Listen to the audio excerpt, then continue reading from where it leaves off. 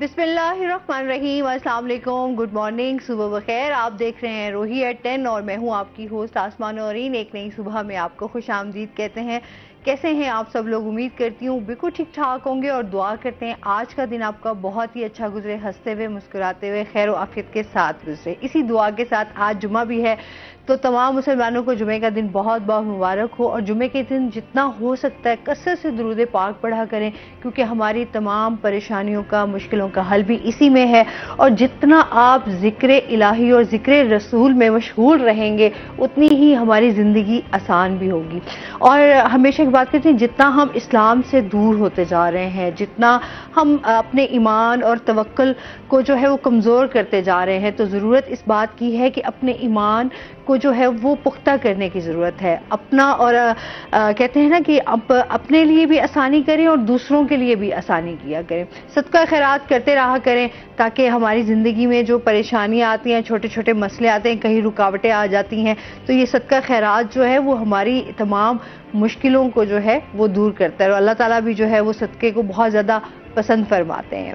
اسی کے ساتھ اپنے پروگرام کے سلسلے کو آگے بڑھائیں گے۔ آج ہمارے ساتھ جو گیسٹ موجود ہیں ان کا تعارف کروا دیتی ہوں۔ ہمارے ساتھ موجود ہیں آج زریاب نقوی، آج ہمارے ساتھ موجود ہیں جو کہ ڈیجیٹل ایکسپرٹ ہے۔ السلام علیکم، کیسے ہیں آپ زریاب؟ ٹھیک ٹھاک ہیں؟ ویلکم کہتے ہیں اپنے شو میں آپ کو پتہ ہے کہ ڈیجیٹل کا دور ہے، اور اس ٹائم ہم جتنا بات کرتے ہیں کہ ٹیکنالوجی ایڈوانس ہوتی جا رہی ہے، اسی طرح جو ہے ہمارے ملک میں اسپیشلی اس ٹائم بہت سارے مسائل ہیں، بے روزگاری کو لے کر، مہنگائی ہے، اور پھر ایک جو ہمارے نوجوان ہیں ان کو ضرورت ہے کہ ان کو ڈائریکشن چاہیے، کیا کرنا چاہیے، کس طریقے سے جو ہے وہ پیسے کما سکتے ہیں، اپنے فیوچر کو سیکیور کر سکتے ہیں، گھر بیٹھے جو ہے خواتین کیسے پیسے کما سکتی ہیں، online specially online جو ہے بزنس بہت زیادہ اس ٹائم ان ہے۔ اس حوالے سے کچھ آج ان سے ٹیکنیکس بھی جانیں گے، ان کی جرنی کے حوالے سے بھی جانیں گے کہ انہوں نے کس طریقے سے سٹارٹ کیا اور پھر آگے اس کو کس طریقے سے لے کر چل رہے ہیں، اور جو گھر بیٹھے ہمارے بچے ہیں وہ کس طریقے سے جو ہے وہ اس کے ذریعہ بن سکتے ہیں۔ تو سب سے پہلے تو زریاب آپ کی جرنی کے حوالے سے جانیں گے نا، کس طریقے سے آپ نے سٹارٹ کیا؟ بیسیکلی میں 2018 میں گریجویٹ ہوا آئی ایس پی سے، تو اس کے بعد میں نے اپنے آپ کو سرچ کیا کہ میں کمپیوٹر سائنسز میں گریجویشن کے بعد میں کیا کر سکتا ہوں۔ تو پھر جب سرچ میری کمپلیٹ ہوئی تو وہ سرچ جا کر رکی ڈیجیٹل مارکیٹنگ کے اوپر۔ تو ڈیجیٹل مارکیٹنگ ایک ایسا ایریا ہے جو جب تک ضرورت ہے بزنس کی، جب تک کاروبار ہو رہے ہیں تب تک ڈیجیٹل مارکیٹنگ آپ کے ساتھ ساتھ ہے۔ تو ڈیجیٹل مارکیٹنگ بھی وہیں پر ہے اور کاروبار بھی وہیں پر ہے، ہر کاروبار کی بیسیکلی یہ ضرورت ہے اور اٹس اے بیک بون۔ تو ڈیجیٹل مارکیٹنگ اس طرح میں نے ایز اے کیریئر سلیکٹ کیا، اور فردر اب مجھے 7 سال ہو گئے ہیں as a digital marketing expert میں کام کر رہا ہوں۔ صحیح، تو اپنی سروسز دے رہا ہوں۔ صحیح، چلیں یہ تو بہت اچھی بات ہے۔ ابھی کیونکہ ظاہر سی بات ہے کہ ہمارے ہاں سوشل میڈیا کا بھی دور ہے، اور اس ٹائم ہر بندہ جو ہے نا وہ یہ بھی چاہتا ہے کہ زیادہ سے زیادہ پیسے کمائیں۔ اچھا، پھر سب سے پہلے جو بات آ جاتی ہے نا مارکیٹنگ، جس طرح ڈیجیٹل کی بات کرتے ہیں تو فوراً آن لائن کا آتا ہے کہ یار ڈالرز کی طرف آتے ہیں نا، سب سے پہلے تو لوگ یہ، لیکن کچھ لوگ ہوتے ہیں کہتے ہیں یار فوراً آپ کام کریں اور فوراً سے آپ کو جو ہے ارننگ سٹارٹ ہو جائے۔ تھوڑا سا اس حوالے سے بھی بتائیے کہ کیا ایسا ہوتا ہے کہ آپ فوراً سے ہی جیسے سٹارٹ لیتے ہیں اور فوراً؟ بیسیکلی میم اس کا پیسے کمانے کا اور کامیابی کا کوئی لانگ شارٹ ہے نہیں۔ ہاں، یہ سب جو ہے نا یہ آپ کو وقت کے ساتھ ساتھ آتا ہے۔ تو جو ہمارے نوجوان نسل ہے ان سے تو میں خاص طور پہ یہ ریکویسٹ کرتا ہوں کہ جو آپ لوگ یہ ویڈیوز دیکھتے ہیں اور جو آپ معاملات دیکھتے ہیں یوٹیوب کے اوپر آن لائن ارننگ کے بارے میں، اور آپ کو یہ لگتا ہے کہ جی آج ہم اس پہ اپلائی کریں گے اور کل ہم لوگ جی مالا مال ہو جائیں گے اور ڈالرز کی برسات ہو جائے گی، تو ایسا کچھ نہیں ہے۔ تو سب سے پہلی بات تو یہ ہے کہ آپ نے اپنے اوپر فوکس کرنا ہے اور پریکٹس کرنی ہے۔ ڈیجیٹل مارکیٹنگ ایک ایسا ایریا ہے جس پہ اگر آپ پریکٹس کریں تو آپ ملین آف ڈالرز کما سکتے ہیں۔ یہ ملین آف ڈالرز کی انڈسٹری ہے۔ بیسیکلی دبئی دیکھ لیں آپ یو کے دیکھ لیں، یو ایس اے دیکھ لیں، پاکستان دیکھ لیں، ہر چھوٹے سے چھوٹا بزنس اور بڑے سے بڑے بزنس کو اس کی ضرورت ہے۔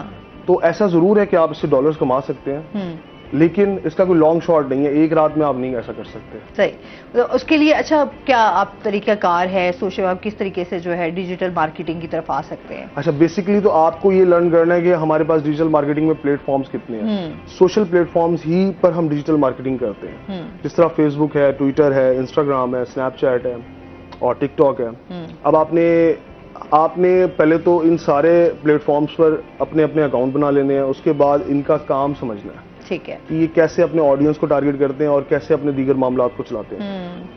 آپ جب اس کو سمجھ لیں گے تو اس کے بعد پھر آپ جو ہے اس میں 1 مہینہ بھی اگر آپ فوکس سے لگا دیں ڈیجیٹل مارکیٹنگ کے اندر, تو یہ میں آپ کو ڈیم شور ہو کے کہتا ہوں کہ یہ نیکسٹ منتھ سے آپ اس کی ارننگ سٹارٹ کر لیں گے. مطلب آپ اتنے ہو جائیں گے کہ آپ 25,000 30,000 ایک لوکل کمپنی سے ایز این امپلائی لے سکیں گے, صحیح, اپنی سروسز دے کر.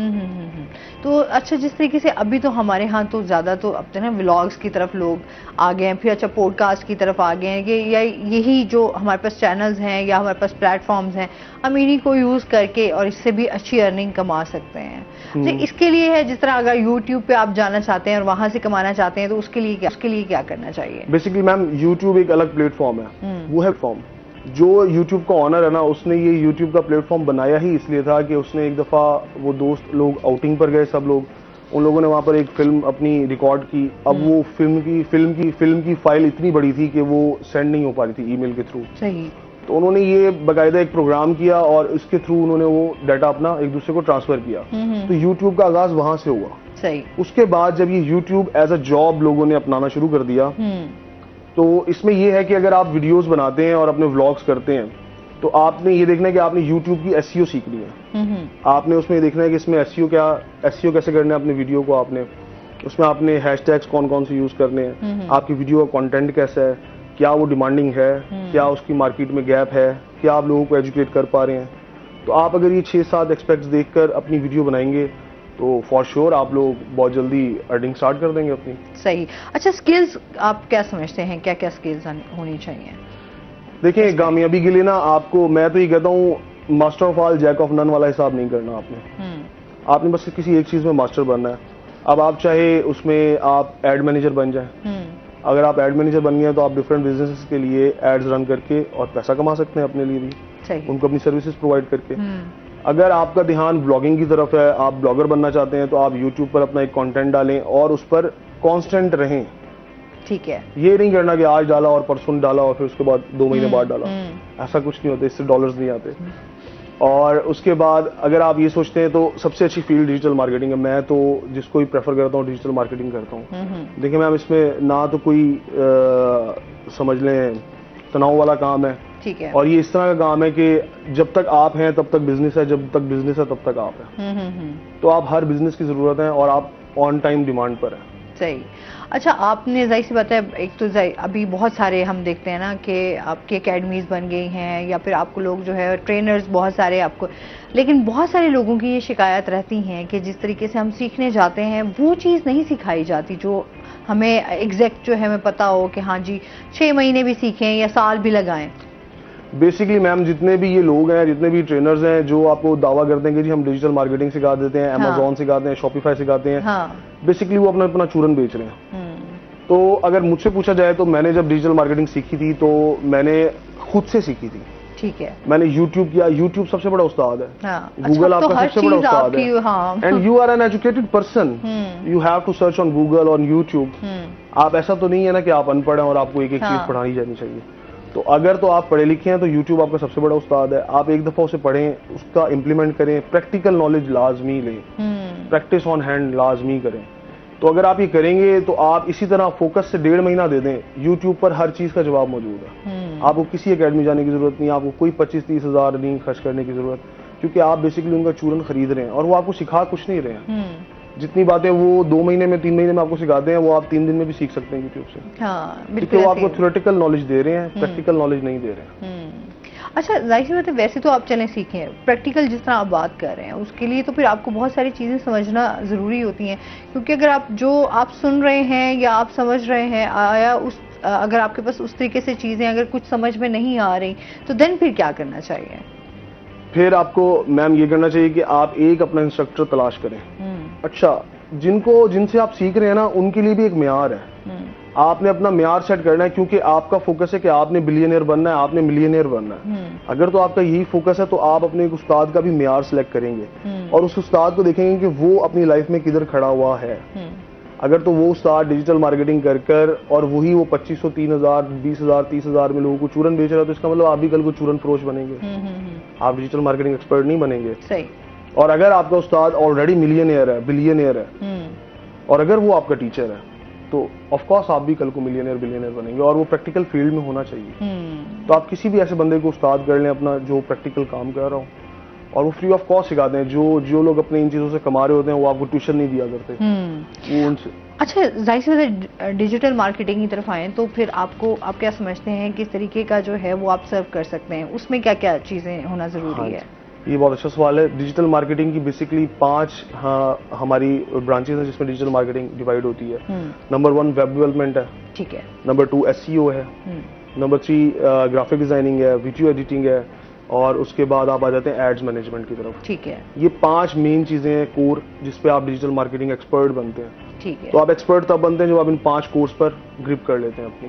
اچھا, یہ 5 چیزیں سیکھنا ضروری ہے یا ان میں سے کوئی بھی ایک آپ سلیکٹ کر سکتے ہیں اس میں جس میں آپ مہارت رکھتے ہو؟ اس کی سب سے مزیدار بات یہ آپ ان میں سے ایک بھی سلیکٹ کر لیں تو ہر ایک فیلڈ ہائیلی پیڈ فیلڈ ہے. ٹھیک ہے.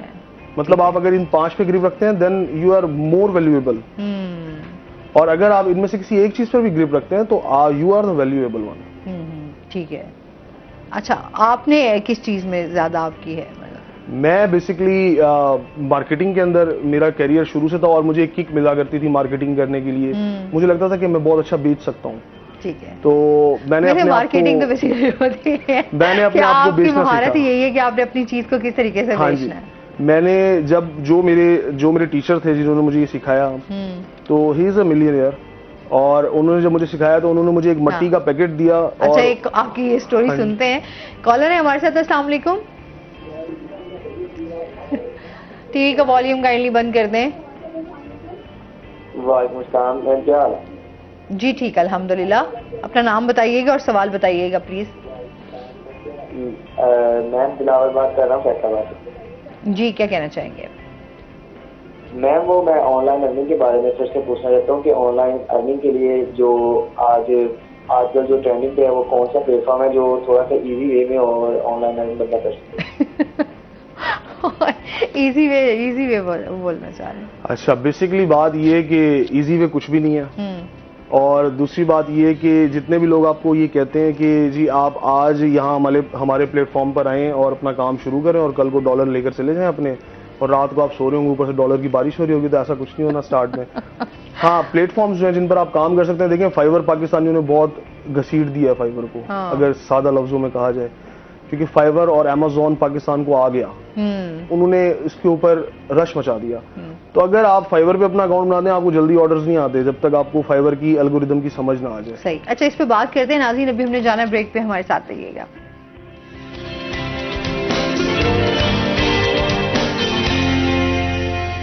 ویلکم بیک ناظرین, اور اس کے ساتھ ہی ہمیں جوائن کیا ہے ہماری روہی کی رپورٹر ہیں جی سہیرہ طارق. السلام علیکم. وعلیکم السلام. کیسی ہیں آپ سہیرہ؟ ٹھیک ٹھاک ہیں الحمدللہ.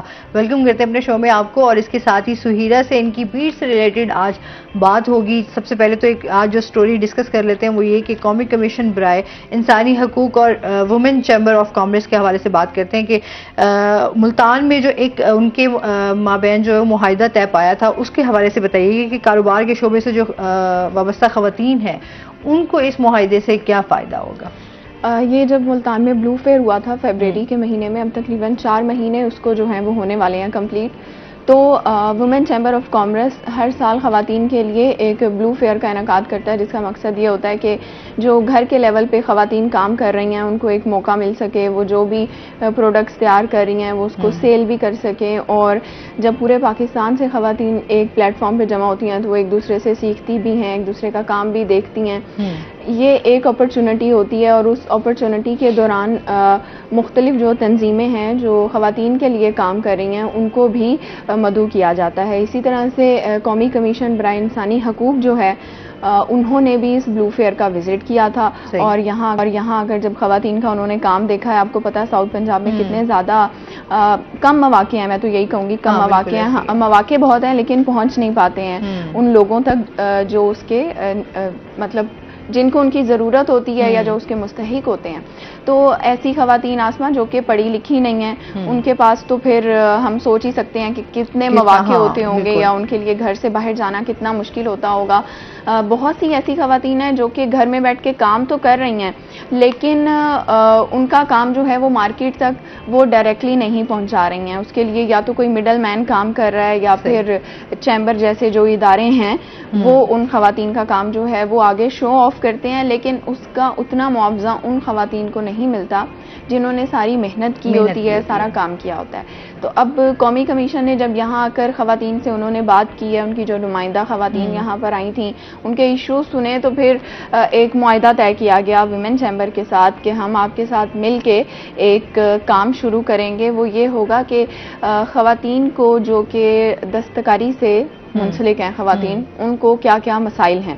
سب سے پہلے تو ان کو پراپر اجرت نہیں ملتی ان کی, پھر ان کے لیے گھر سے باہر جانا, لوگوں سے ملنا وہ بہت زیادہ مشکل ہے. ان کی کمیونیکیشن سکلز جو ہیں وہ بالکل نہ ہونے کے برابر ہیں. اور آسما اس کے علاوہ آج کل جیسے ڈیجیٹل دور ہے, آپ کو پتہ ہے ڈیجیٹل سکلز بھی ان کے پاس نہیں ہیں, بیشتر کے پاس تو موبائل فونز ہی نہیں ہیں. تو اور بہت سی ایسی ہیں جو کہ نیا کام کر سکتی ہیں. آج کل آپ نے دیکھا ہے برانڈز پہ اتنی زیادہ مہنگے کیوں ہیں ڈریسز, وہی جو خواتین گھر میں تیار کر رہی ہوتی ہیں, اور بہت سارے برانڈز نے جیسے بوتیکس بنائی ہوئی ہیں تو لیبر وہ یہی خواتین ہوتی ہیں جو ہم پیارے پیارے کپڑے دیکھ رہے ہوتے ہیں, ہم پہن رہے ہوتے ہیں. ان کو بنانے والی برانڈ کی ڈیزائنر نہیں ہوتی ہے, اس کے پیچھے بہت سی خواتین کی محنت ہوتی ہے. تو ان کو تھوڑا سا اگر گروم کر دیا جائے کہ آپ جو اتنے سالوں سے سلائی کڑھائی یا دبکے کا یا ڈفرینٹ جو بھی کام ہے وہ آپ کر رہی ہیں, اس کو آپ جدید دور کے مطابق کیسے کر سکتی ہیں. یہ بھی ان کا ایک بنیادی حق ہے نا کہ ان کو نئی چیزوں کے بارے میں پتہ ہو, ان کے پاس کوئی ایسا سینٹر ہو جہاں پہ وہ جا کے سیکھ سکیں. تو اس طرح کا تو کوئی سینٹر ہے نہیں. ویمن چیمبر کے پاس ان کے مطابق وسائل بہت زیادہ کم ہیں کہ وومن چیمبر اس طرح سے آپریٹ کرتا ہے کہ ان کی جو ہر سال یا کچھ 1-2 سال کے عرصے کے لیے ان کی جو ہیں وہ پریزیڈنٹ منتخب ہوتی ہیں, اور پھر ان کی کچھ ممبران کی باڈی ہے جنہوں نے خواتین کو رجسٹرڈ کیا ہوا ہے. وہاں پہ رجسٹریشن کا پروسیس جو ہے وہ بھی بہت سی خواتین کو پتہ نہیں ہے. بہت سی خواتین کو تو ان کے آفس کا ہی نہیں پتہ ہے کہ ویمن چیمبر ہے اور وہ کس لیے کام کر رہا ہے. ٹھیک ہے, تو ان خواتین کا بنیادی حق یہی ہے. قومی کمیشن نے بھی اسی چیز کو اجاگر کیا ہے کہ ان کو ان تمام تر جو نئے دور کے تقاضے ہیں ان کے بارے میں پتہ ہو, ان تک یہ تمام تر تربیت جو ہے وہ پہنچے, اور وہ اپنا جو ان کو معاوضہ جہاں پر نہیں مل رہا ہے ان کے لیے کوئی ایسا ایک شکایت سیل قائم کیا جائے جہاں جا کر وہ کمپلین کر سکیں, جہاں پر ایٹ لیسٹ آسما ان کو یہ پتا ہو کہ ہم نے جو یہ محنت کی ہے اس کا مارکیٹ ریٹ کیا ہے اور ہمیں اس کو کس طرح سے حاصل کرنا ہے. پھر بہت سی خواتین ہیں وہ آف دی ریکارڈ تو کام کر رہی ہوتی ہیں, لیکن ان کے جو گھر کے مرد حضرات ہیں ان کو باہر نکلنے کی اجازت نہیں ہوتی ہے. تو وہ ان کا کام کس طرح سے مارکیٹ میں سامنے آئے گا. تو وہ خواتین جو کہ مجبور ہیں اپنے گھر کے مسائل کی وجہ سے یا کسی پابندی کی وجہ سے, تو ان کے لیے بھی انسانی حقوق کے کمیشن نے جو ہے وہ کام کرنے کا اعلان کیا تھا. اب یہ بھی بات جو ہے وہ صرف ایک ہم نے معاہدہ دیکھا, وہ ایک کاغذ کی حد تک, MOU کی حد تک محدود رہ گئی ہے.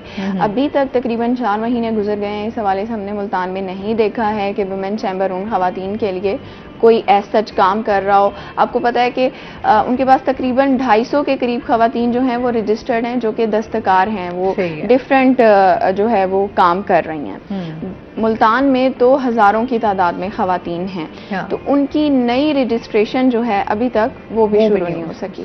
تو یہ ایشوز ہیں. اچھا, جس طرح سے ابھی کیونکہ ہم ڈیجیٹل مارکیٹنگ کے حوالے سے بھی سویرا بات کر رہے تھے, یہ ان خواتین کے لیے بھی اچھا ہو سکتا ہے کہ وہ اگر اس طرف آ جائیں کہ جن کے مسائل ہیں, وہ کہیں جا نہیں سکتی, اپنے کام کو جو ہے وہ کس طریقے سے سوشل میڈیا پر آج کل ہم دیکھتے ہیں نا خواتین گھر بیٹھے جو ہے وہ اپنی ویڈیوز کو جو ہے اس پہ لے آتی ہیں. ریلز اب خیر آ گئی ہیں, اس پہ بھی آپ اپنا ایک پیج بنائیں اور اپنی تمام جو چیزیں ہیں جو آپ بنا رہی ہیں وہ آپ وہاں پر بیٹھ کے کما سکتی ہیں گھر بیٹھے. تو وہ کیا طریقہ کار ہونا چاہیے؟ بیسیکلی ابھی جو میڈم نے سارا یہ بتایا سینیریو, تو افسوس کی بات صرف یہی ہے کہ ہمارے پاس جتنے مواقع ہیں ڈیجیٹلی اگر ہم دیکھا جائے تو ہماری ایسی بہت ساری بہنیں ہیں جو گھر کے اندر رہتے ہوئے باپردہ رہتے ہوئے اپنے پروڈکٹ کو سیل کر سکتی ہیں مارکیٹ کے اندر. تو اس کے لیے سب سے اچھی بات یہی ہے جس طرح آپ نے بتایا کہ ایک تو وہ اپنا پروفائل بنائے سوشل میڈیا پلیٹ فارمز پر, جس سے یہ ہے کہ نہ تو ان کا پردہ متاثر ہوگا اور ان کا پروڈکٹ بھی بکے گا, نہ انہیں کسی کے پاس جانا پڑے گا, بلکہ لوگ ان کے پروڈکٹ تک ریچ کریں گے. بالکل ایسے ہی ہے. تو میں اس چیز کو بالکل انکریج کرتا ہوں کہ عورتوں کو بالکل ضرور ڈیجیٹل مارکیٹنگ تو لازمی سیکھنی چاہیے, کیونکہ جب تک آپ کو بیچنا نہیں آئے گا آپ کامیاب نہیں ہو سکتے ہیں. ہاں, یہ بات سب سے پہلے آپ کو بیچنا سیکھنا آنا چاہیے.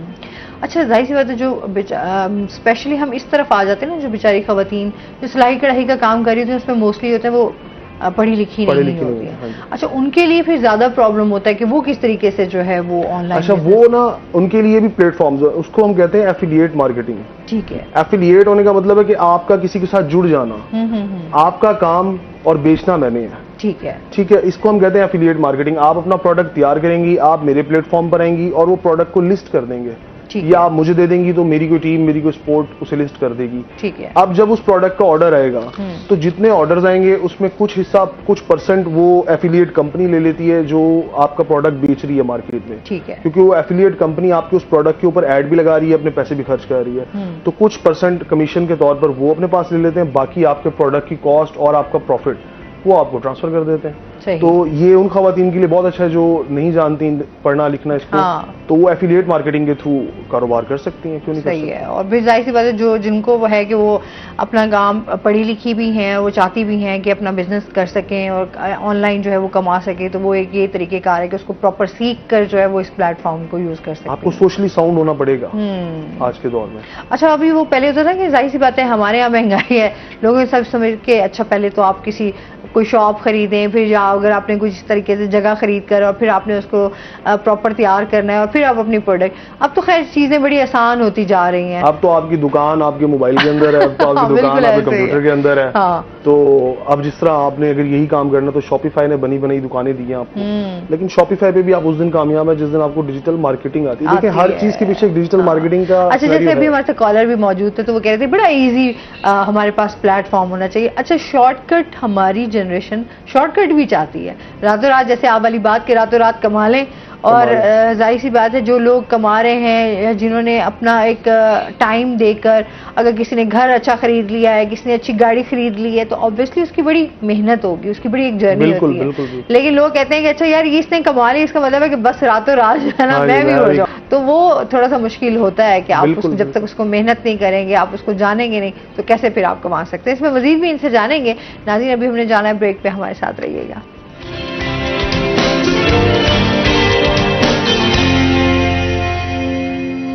ویلکم بیک ناظرین. اچھا آن لائن جو ہے دریاب بہت زیادہ فراڈ بھی تو ہو رہے ہیں, کیونکہ جہاں پر ہم دیکھ رہے ہیں آسانیاں ہیں وہاں مشکلات بھی بہت ساری ہیں. اس کے حوالے سے آپ کیا کہنا چاہیں گے, فراڈ سے, آن لائن فراڈ سے کیسے بچا جا سکتا ہے؟ بیسکلی یہ آپ نے, شکر ہے کہ آپ نے یہ مدعا اٹھایا آن لائن فراڈ کا. تو دیکھیں فراڈی تب تک ہے جب تک آپ جیسے بھولے لوگ موجود ہیں جو ہماری عوام ہے. صحیح بات ہے. ہمیں اکثر ہم کہتے ہیں نا چیز کچھ سم ٹائم تو ایسا بھی ہوتا ہے کچھ چیزیں آپ آرڈر کرتے ہیں اور آپ کو ملتا کچھ ہے. اچھا اس کے بعد جو ہے بہت سارے اس طرح سے بھی ہوتے ہیں کہ لوگ آپ کو بیوقوف بنا کر جو ہے وہ آپ سے آپ کی پرسنل ڈیٹا بھی جو ہے. آفس میں ایک واقعہ ہوا ہے, کسی نے واچ منگوائی تھی آن لائن, اس نے پیمنٹ بھی کر دی 2500-3000, لیکن وہ جب اس نے کھول کے دیکھا ہے تو اس میں نمک تھا, نمک کا پیکٹ. ہمارے آفس میں ہوا ہے. انہوں نے کہا اسی نمک سے گھڑی تیار کر لو. میڈیا والے بھی بھولے ہیں اس میں. بس اس میں یہی ہوتا ہے کہ آپ نے تو ایک تو سب سے پہلے جو دیکھنے کی باتیں ہیں نا, یہ صرف کامن سینس کی باتیں ہیں. وہ اس طرح کہ جتنے بھی کنزیومرز ہیں وہ سب سے پہلے آرڈر دینے سے پہلے اس سیلر کی پروفائل کو دیکھیں کہ کتنے آرڈرز اس پہ ڈیلیور ہو گئے ہیں, ان کے ریویوز کیا ہیں, ان کے معاملات کیا ہیں, اس کے بعد اس کو آرڈر کریں. اچھا ریویوز بھی تو فیک ہوتے ہیں؟ نہیں, میں آپ کو بتاتا ہوں, جو ویریفائڈ پلیٹ فارمز ہیں نا اس پہ ریویوز فیک نہیں ہوتے. جیسے کہ دراز, ٹھیک ہے, دراز پہ ریویوز فیک نہیں ہے. یار دراز سے کتنی چیزیں آرڈر ہوئی اور وہ سیلر ضرور ہو سکتا ہے. اب تو دراز نے اپنی پالیسیز بہت ساری چینج کر دی ہیں. ٹھیک ہے. اسی طرح آپ کا شاپیفائی ہے, اسی طرح آپ کا امیزون ہے. امیزون اپنے کنزیومر کو اتنا فائدہ دیتا ہے کہ اس کے لیے اگر اسے اپنا بائر کو اڑانا پڑ جائے نا تو وہ اسے ختم کر دیتا ہے. آپ کی بائر کی برسوں کی محنت, برسوں کا اکاؤنٹ ختم ہو سکتا ہے صرف اگر ایک کنزیومر ایک ناٹ سیٹسفیکٹری کی رپورٹ کر دے. صحیح. تو آپ نے صرف یہ دیکھنا ہے کہ آپ کس پلیٹ فارم سے منگوا رہے ہیں. آپ نے یہ نہیں کرنا کہ ہر آنے والی ایڈ کو آپ دیکھیں اور اس کے آگے ہاں جی آتا چشمہ بہت اچھا ہے, آتا چپل میں پسند آ گیا. تو یہ والا کام نہیں کرنا آپ نے. آپ نے دیکھنا ہے کہ بھی اس کے پروفائل کیسی ہے, اس کی, اس کے اوپر کتنے آرڈرز ہیں آلریڈی, کہاں پر بیٹھا ہوا ہے, کیا یہ ود ان سٹی ہے یا آؤٹ آف سٹی ہے. تو یہ سارے معاملات دیکھ کر آپ نے آرڈر کرنا ہے. صرف اس کا ایک یہی حل ہے, ورنہ تو آپ کو یہ پہچاننا بہت مشکل ہو جائے گا کہ کون اصل کام کر رہا ہے اور کون غلط کام کر رہا ہے. بالکل ایسے ہی ہے, کیونکہ یہ ایڈس تو ہم دیکھتے ہیں اب آئے دن جو ہے وہ ڈفرینٹ آپ کو جس طرح آپ اپنے موبائل پہ جائیں گے آپ کو ڈفرینٹ قسم کی ایپس بھی نظر آئیں گی, آپ کو جو ہے وہ کچھ نہ کچھ پیجز بھی آپ کے سامنے آتے جائیں گے. تو یہ تو تمام چیزیں جو ایڈ جو ہیں وہ آتے ہیں.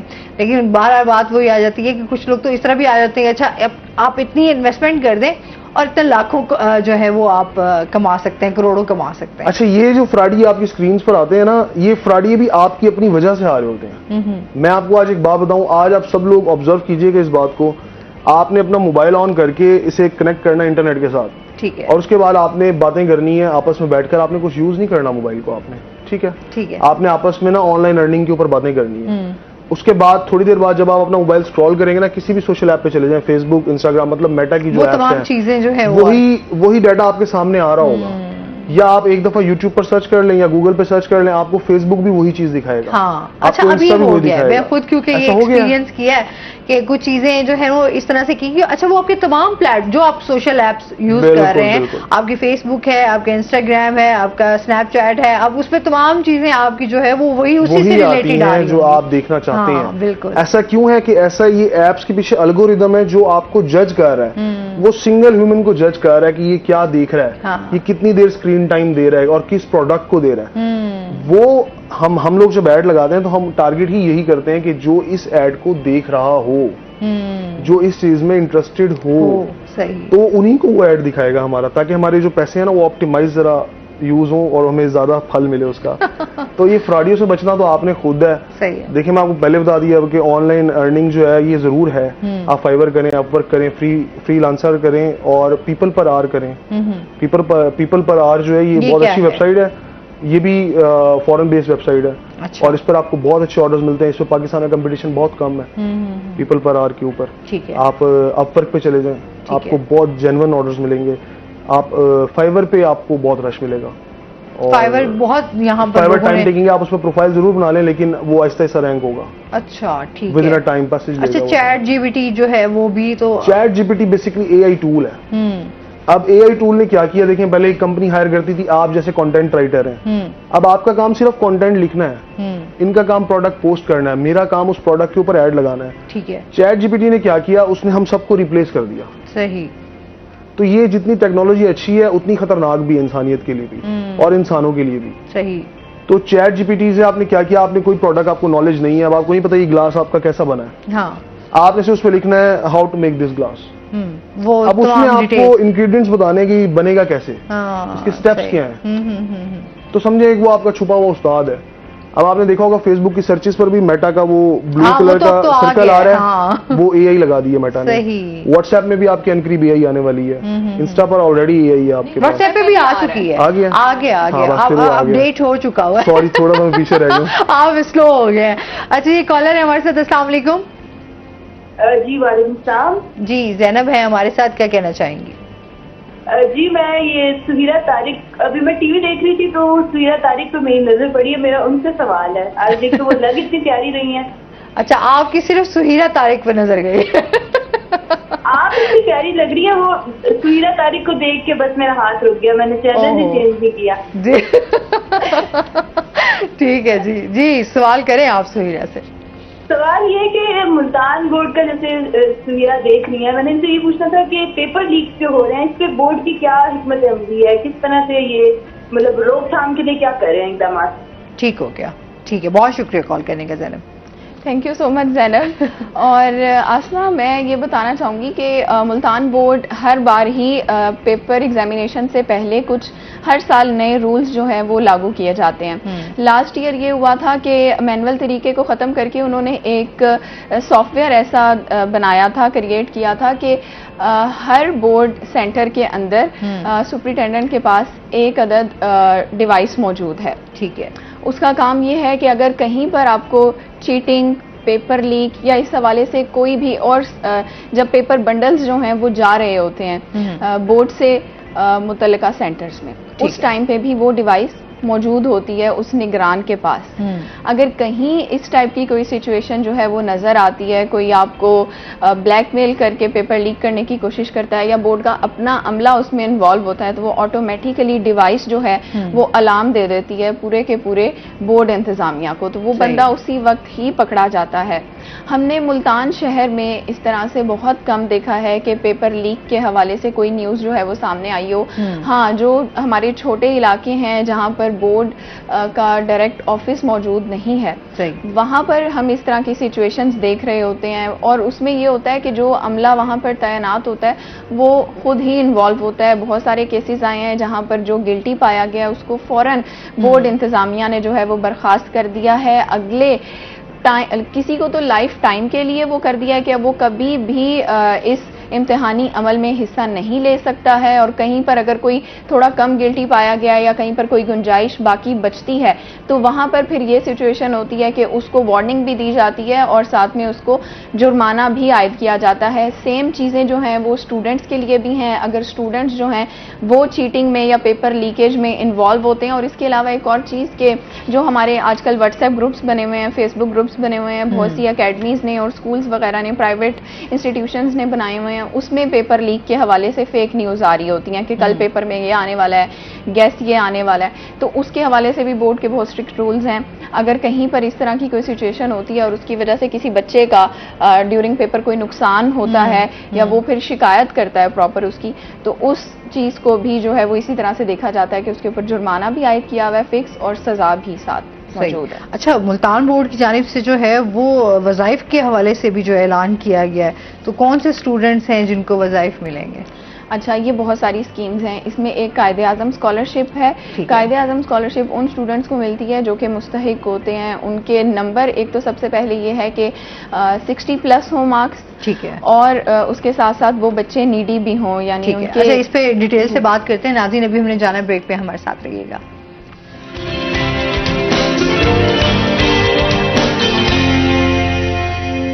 ویلکم بیک ناظرین. جی سہیرہ سے ہم جان رہے تھے وظائف کے حوالے سے. میں بتا رہی تھی کہ ایک تو قائد اعظم اسکالرشپس ہیں, اس کے علاوہ ایک اسکالرشپ ان اسٹوڈنٹس کے لیے ہوتی ہے جو کہ آرفنز ہوتے ہیں, ان کے والد نہیں ہوتے ہیں, ان کا کوئی سربراہ نہیں ہوتا ہے, لیکن اس کے باوجود وہ پڑھنا چاہ رہے ہیں. تو میٹرک کے بعد یہ اسکالرشپ آسما ملتی ہے کہ اگر آپ نے میٹرک میں اچھا پرفارم کیا ہے, 60 to 70% آپ کے مارکس ہیں, اور اس کے ساتھ ایک اور کنڈیشن ہوتی ہے کہ آپ نے نیکسٹ ایڈمیشن بھی کسی سرکاری کالج میں لینا ہے. پرائیویٹ کالج والے اسٹوڈنٹس کو یہ اسکالرشپ نہیں ملتی ہے. جو بھی جیسے اب 2024 ہے, تو اس کے جب نتائج آ جائیں گے اس کے بعد ان اسکالرشپس کا جو ہے وہ اعلان کیا جائے گا. لیکن ابھی سے اسٹوڈنٹس جو ہیں وہ اپلیکیشنز دے سکتے ہیں. قائد اسکالرشپ کے لیے, یہ آرفن اسکالرشپ کے لیے, اور ایک اور اسکالرشپ ہے اس کے لیے بھی اسٹوڈنٹس دے سکتے ہیں. اپلیکیشن ملتان بورڈ کی ویب سائٹس پر موجود ہیں.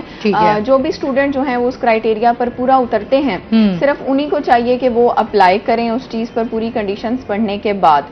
اور اس کا یہ ہوتا ہے کہ معاوضہ بہت زیادہ نہیں ملتا ہے, لیکن یہ ہوتا ہے کہ آپ کو 5,000 روپے جو ہے وہ اسٹڈی کے ساتھ اضافی اخراجات مل جاتے ہیں, کیونکہ سرکاری کالجز میں تو ویسے ہی آپ کو پتا ہے کہ پڑھائی تقریباً مفت ہے, فیسز وغیرہ اس طرح سے نہیں ہیں. تو آپ کی بکس کے لیے آپ کو معاوضہ ملتا ہے, اور کچھ آپ کو خرچ کے لیے مل جاتا ہے معاوضہ.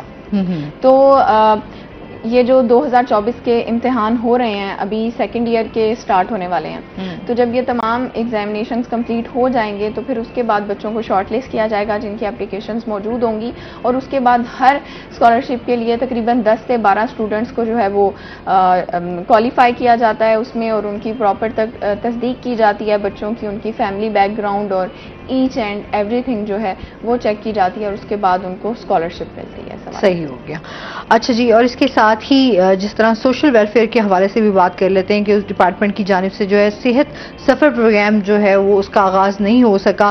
مختلف رہائشی اداروں میں جو ہے بے سہارا افراد جو ہیں وہ صحت کی سہولیات سے محروم ہیں. اس حوالے سے بتائیے گا. ہیلتھ آسما ہمارا سب سے امپورٹنٹ, میں سمجھتی ہوں کہ سب سے اہم ہوتا ہے, اور جو ہمارے یہ سوشل ویلفیئر کے ادارے بنے ہوئے ہیں, دارالامان ہے, دارالفلاح ہے, اولڈ ایج ہوم ہے, یہ آسما ایسے ادارے ہیں جہاں پر بے سہارا لوگ ہی ہم سمجھتے ہیں کہ وہ موجود ہوتے ہیں. ان کو ایکسٹرا اٹینشن کی, ایکسٹرا کیئر کی ضرورت ہوتی ہے, کیونکہ ڈفرینٹ ماحول سے ڈفرینٹ طرح کے لوگ جو ہیں وہ ان اداروں میں آئے ہوتے ہیں. آپ ایک فیملی کے اندر جو لوگ رہتے ہیں ان کا رہنا, اور جب آپ ایک ایسے ماحول میں رہ رہے ہیں, انہی کے ساتھ آپ نے کھانا پینا ہے, سونا ہے, اٹھنا ہے, بیٹھنا ہے, اور سارا دن وہیں پہ رہنا ہے, تو ایسے ماحول میں صفائی کا ایک تو ایکسٹرا خیال رکھنا پڑتا ہے. اور پھر اگر کسی ایک انسان جو ہے وہ خیال نہیں رکھ رہا, اس کی وجہ سے اس کی ان ہائیجینک کنڈیشن کی وجہ سے کسی دوسرے میں جرمز ٹرانسفر ہو رہے ہیں تو ان لوگوں کے لیے تو پھر بہت زیادہ کیئر کی ضرورت ہے. تو صحت سفر پروگرام جو ہے یہ 2023 میں اس کا اعلان کیا گیا تھا, لیکن اب آپ دیکھیں 1 سال گزر گیا ہے اور ابھی تک کک آف نہیں ہو سکا یہ کام. اس کی بیسک وجہ یہ سمجھی جا رہی ہے کہ ڈاکٹرز کی ٹیمپریری ڈیوٹی جو ہے وہ اس حوالے سے لگائی گئی تھی کہ نشتر سے کچھ ڈاکٹرز کی ٹیم بنائی گئی تھی کہ وہ ماہانہ بنیادوں پر جو ہے وہ وزٹ کریں گے ان اداروں کا, وہاں پر لوگوں کی پراپر ہیلتھ اسکریننگ کی جائے گی, اسپیشلی جو بزرگ لوگ ہیں, جو خواتین ہیں اور جو بچے ہیں, ان کے جو بیسک ٹیسٹ ہوتے ہیں وہ ہر مہینے کیے جائیں گے تاکہ پتہ چل سکے کس کو علاج کی ضرورت ہے اور کون جو ہے وہ صحت مند ہے. بچے بھی وہاں پر موجود ہوتے ہیں پھر ان کی, تاکہ اسی طرح سے خوراک کا, ادویات کا بندوبست جو ہے وہ کیا جا سکے. لیکن چونکہ پراپر کوئی اس طرح سے ہائرنگ نہیں کی گئی اس چیز کے لیے, صرف ایک دعویٰ کر دیا گیا اور صرف ٹیمپریری طور پر, یا ہم اس کو سمجھتے ہیں کہ ویلفیئر کے طور پر ڈاکٹرز کو کہہ دیا گیا کہ آپ نے آنا ہے اور یہاں پہ وزٹ کرنا ہے. تو پھر آپ کو پتہ ہے کہ جہاں پر ہمارا تو کلچر ہی ایسا ہے نا کہ جب تک ہمیں پتہ نہ ہو کہ یہاں سے ہمیں کوئی فائدہ ہو رہا ہے تو ہم لوگ وہاں پر نہیں جاتے. بہت کم لوگ ہیں جو اس چیز کو ایز اے پرسن اپنی ذمہ داری لیتے ہیں. تو صرف اور صرف اولڈ ایج ہوم میں یہ پروگرام جو ہے وہ جاری ہے, کیونکہ وہ بھی ڈپارٹمنٹ کی اس میں سمجھتی ہوں اس طرح سے کاوش نہیں ہے. ٹھیک ہے, جو مخیر لوگ ہیں یا جو ڈاکٹرز حضرات ہیں یا جو این جی او بیس لوگ ہیں وہ وہاں پر بہت زیادہ چیک اینڈ بیلنس بھی رکھ رہے ہیں, اور ان بزرگ افراد کو, ان پیرنٹس کو جو کہ اپنے بچوں سے دور ہیں, ان کی زیادتیوں کا شکار ہیں, ان کے لیے ہیلتھ پروگرام اچھے سے چل رہا ہے. صحیح. اچھا جی, مزید بھی آپ سے جانتے ہیں اور اس کے ساتھ ہی ناظرین آپ کو بتا دیں کہ پاکستان سمیت دنیا بھر میں جو ہے آج شیزوفرینیا کا دن منایا جا رہا ہے. تو اس کا جو مقصد ہے منانے کا وہ کیا ہے, یہ بیماری کیا ہے, اس کی وجوہات کیا ہیں, سمٹمز کیا ہو سکتے ہیں, اس حوالے سے جانیں گے. ہمارے ساتھ کال میں ہیں جی ڈاکٹر انیس خان. السلام علیکم. وعلیکم السلام. کیسے ہیں آپ؟ ٹھیک ٹھاک ہیں؟ جی ٹھیک ٹھاک. اچھا جی, شیزوفرینیا کے حوالے سے, اس بیماری کے حوالے سے جو ہے وہ جاننا چاہیں گے, یہ بیماری کیا ہے؟ یہ بیماری ایک دماغی بیماری ہے اور یہ میجر مینٹل النس میں آتی ہے. یعنی ایک جو عام ڈپریشن وغیرہ بڑھ کے بیماریاں کرتے ہیں جو انسان کی کام کاج کو, اس کی سوچ کو, اس کے جذبات کو متاثر کرتی ہے اور زندگی کو متاثر کرتی ہے, یہ اس قسم کی بیماری ہے. ٹھیک ہے. اور یہ وراثتی بھی ہوتی ہے, عام طور پر جو ہے وراثت میں چلتی ہے, جینس اس میں ہوتے ہیں جو ایک خاص ٹائم پر ایکٹیو ہو جاتے ہیں, اور عام طور پر جو ہے یہ جینس ایکٹیو ہوتے ہیں جب مطلب 22 سے لے کے 30 سال کے رکھنا ہے. مطلب اس سے پہلے جو ہے نا وہ بالکل فیصل کو ٹھیک ہوتا ہے نا, ضروری نہیں ہے کہ میں عام طور پر بات کر رہا ہوں, بالکل ٹھیک ہوتا ہے اور گریجویشن بھی کر لی ہوتی ہے, انٹیلیجنٹ جو ہوتا ہے, ڈسٹینشن بھی اس کی سمجھ آ رہی ہوتی ہیں, اور ایک دم سے جب جاب بھی آفر ہو جاتی ہے, جاب کر لیتا ہے 22 سال میں شروع کر دیتا ہے, ایک دم سے پتہ چلتا ہے کہ اس کو اس میں جو خاص سمپٹمز ہیں عام طور سے جو ہوتی ہیں وہ یہ ہے کہ ایسی آوازیں آنے شروع ہو جاتی ہیں کانوں میں, یا ایسی چیزیں دکھائی دینے لگ جاتی ہیں انسان کی طرف سے موجود نہیں ہوتا ہے, تو حقیقت میں وہ کچھ بھی نہیں ہوتی. تو ایک دم سے اسے خیال آتا ہے کہ مجھے کچھ چیزیں نظر آ رہی ہیں, مجھے کوئی آوازیں آ رہی ہیں, اور اپنے عجیب و غریب سوچنس کی جاتی ہیں, وہ آفس والے میرے پیچھے لگے ہوئے ہیں کیمرے کی بات ہے. تو وہ پھر بندے پریشان ہو جاتے ہیں کہ یہ ٹھیک ٹھاک تھا, بالکل ٹھیک تھا, بہت اچھا تھا, انٹیلیجنٹ تھا, کیا ہو گیا اس کو. تو ظاہر بہت بڑا جو ہے نا ایک زندگی میں بھونچال آ جاتا ہے اس شخص کی. تو اس کے بعد اس کو جو ہے نا ظاہر اگر ٹریٹمنٹ کی طرف لے جائیں, انفارچونیٹلی ہمارے یہاں کلچر یہ ہے کہ جو اس قسم کی آوازیں آتی ہیں تو اسی دنوں سے محسوس کر دیا جاتا ہے کہ اس کے بعد دنوں کا سایہ ہے یا دنوں کی آوازیں آ گئی یا نظر لگ گیا یا کچھ اور ہو گیا. تو کافی ٹائم جو ہے نا اس کو برباد کر دیتے ہیں دنوں میں, ادھر ادھر تینوں کے پاس اس کو جو ہے نا ہوگا اس کے مسئلے میں اس کی جواب چھپ جاتی ہے. اچھا, اس میں کیونکہ یہ اس کا کوئی تعلق نہیں ہے کسی خاص نیشن سے, کسی خاص طبقے سے.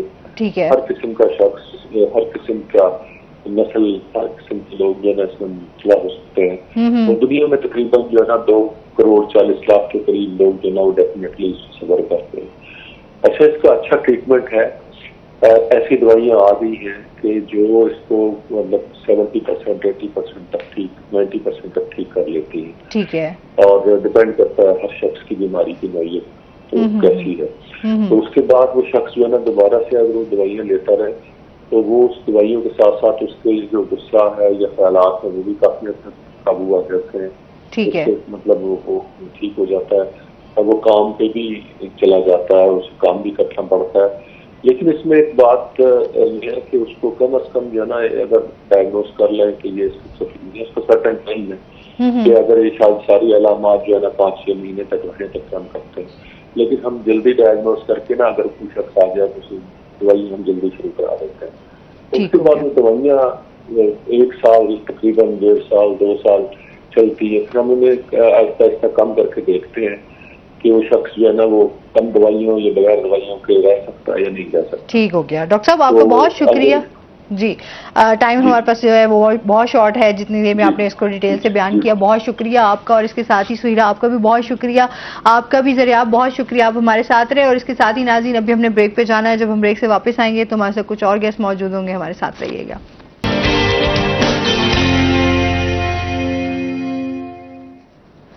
ویلکم بیک ناظرین, اور اس کے ساتھ ہی ہمارے ساتھ گیسٹ بھی موجود ہیں. آپ کو پتہ ہے کہ جمعے کے دن جو ہے ہمارے ساتھ اسلامی اسکالرز موجود ہوتے ہیں, تو ہمارے ساتھ علامہ قاری عبد الماجد صاحب موجود ہیں. السلام علیکم. کیسے ہیں آپ؟ ٹھیک ٹھاک ہیں الحمدللہ.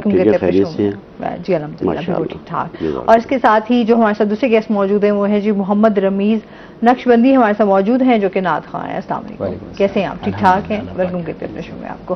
اور اس کے ساتھ ہی آج کا جو ہمارا ٹاپک ہے وہ آپ کو بتا دیں کہ آج ہم نماز کی اہمیت و فضیلت پہ بات کرنے جا رہے ہیں. اور اس کے حوالے سے بات ہوگی کہ کن چیزوں سے نماز ٹوٹتی ہے, کن چیزوں کا خیال رکھنا چاہیے, نماز کا جو ایک پراپر طریقہ کار ہے اس حوالے سے بات کریں گے. اور اس کے ساتھ ہی ہم نعت رسول مقبول صلی اللہ علیہ وآلہ وسلم بھی سنیں گے. سب سے پہلے تو علامہ صاحب ہم اس سب بات پہ بات کر لیتے ہیں کہ نماز کی اہمیت و فضیلت قرآن و حدیث کی روشنی میں جانیں گے. نحمده ونصلي على رسوله الكريم اما بعد فاعوذ بالله من الشيطان الرجيم بسم الله الرحمن الرحيم وان اقيموا الصلاة واتقوا. قرآن پاک میں درجنوں مقامات پر نماز کی ادائیگی کا حکم ہے. ابھی آپ کے سامنے میں نے آیت تلاوت کی وان اقیموا الصلاة واتقوا. اللہ فرماتے ہیں کہ نماز قائم کرو اور اللہ سے ڈرو. ایک اور جگہ پر رب کائنات فرماتے ہیں, یہ نماز کا حکم اللہ دے رہا ہے, وَأَمُرْ أَهْلَكَ بِالصَّلَاةِ وَاسْطَبِرْ عَلَيْهَا, کہ اپنے اہل خانہ کو نماز کا حکم کریں اور خود بھی اس پر قائم رہیں.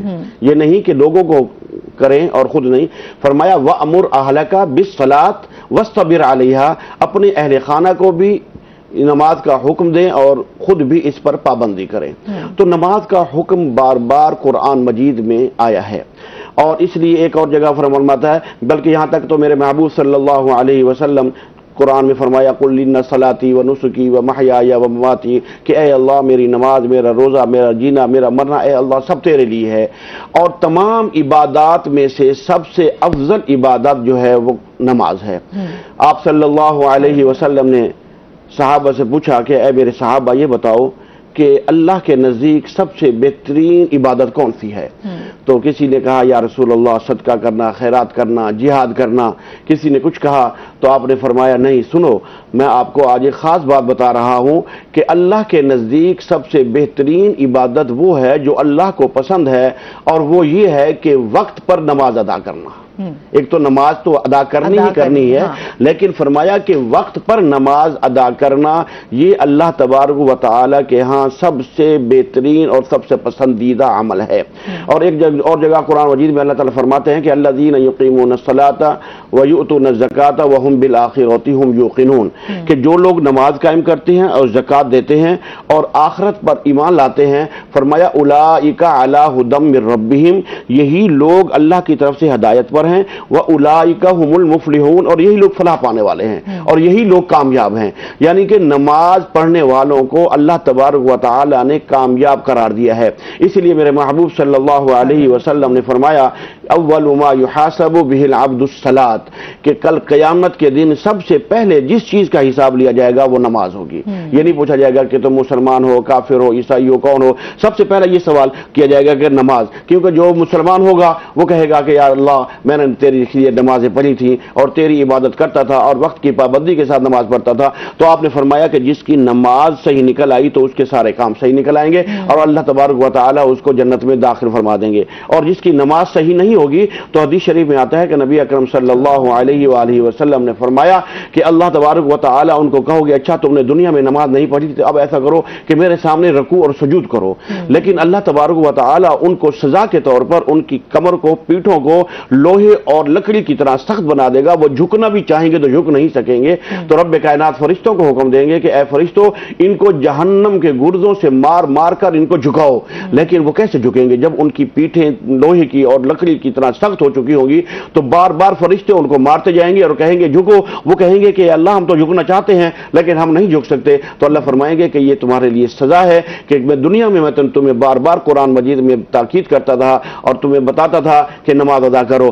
آج ہم لوگ عالموں کے پاس جاتے ہیں، علماء کے پاس جاتے ہیں، مفسرین کے پاس جاتے ہیں، مفتیان کے پاس جاتے ہیں، اپنے مسائل بیان کرتے ہیں کہ یا آپ ہمیں یہ بتائیں کہ ہم الٹے کاموں میں گھرے ہوئے ہیں، برے کاموں میں گھرے ہوئے ہیں، کوئی ہمیں بچاؤ کا طریقہ بتائیں.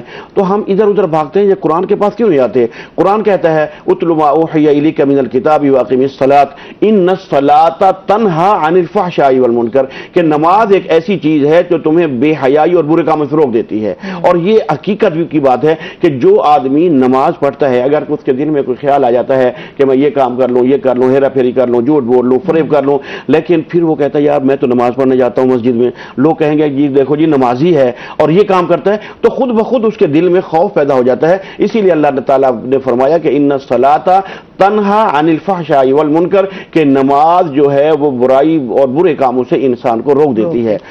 اور جب انسان نماز پڑھتا ہے تو واقعتاً یقیناً وہ برے کاموں سے رک جاتا ہے. کیونکہ 5 ٹائم نمازی ہے کہ صبح کی نماز پڑھی پھر اپنے کام پہ چلا گیا، پھر زور کا وقت آ گیا، عصر کا وقت آ گیا، تو وہ تو اسی کاموں میں رہتا ہے.